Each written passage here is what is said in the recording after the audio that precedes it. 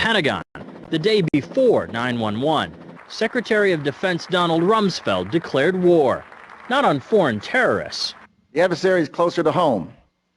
It's the Pentagon bureaucracy. He said money wasted by the military poses a serious threat. In fact, it could be said that it's a matter of life and death. Rumsfeld promised change, but the next day, the world changed. And in the rush to fund the war on terrorism, the war on waste seems to have been forgotten. My 03 budget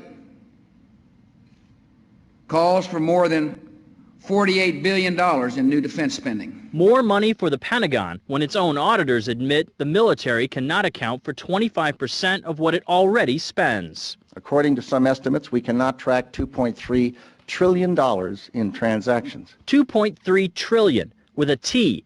That's $8,000 for every man, woman, and child in America. To understand how the Pentagon can lose track of trillions, consider the case of one military accountant who tried to find out what happened to a mere $300 million. We know it's gone, but we don't know what they spent it on. Jim Minery, a former Marine turned whistleblower, is risking his job by speaking out for the first time about the millions he noticed were missing from one defense agency's balance sheets. Minery tried to follow the money trail, even crisscrossing the country looking for records. The director looked at me and he says, "Why do you care about this stuff?" It took me aback, you know. My supervisor asked me why I care about doing a good job. So. He was reassigned and says officials then covered up the problem by just writing it off. They got to cover it up. That's where the corruption comes in. They've got to cover up the fact that they can't do the job. The Pentagon's Inspector General partially substantiated several of Minery's allegations, but could not prove officials tried to manipulate the financial statements. 20 years ago, Pentagon employee Franklin C. Spinney made headlines exposing what he calls the accounting games.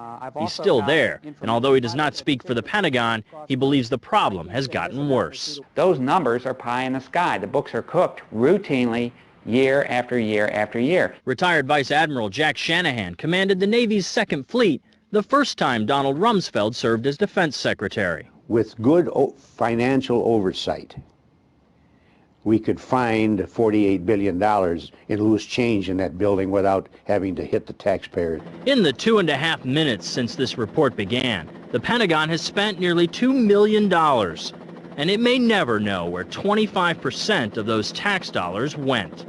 In Los Angeles, I'm Vince Gonzalez for Eye on America.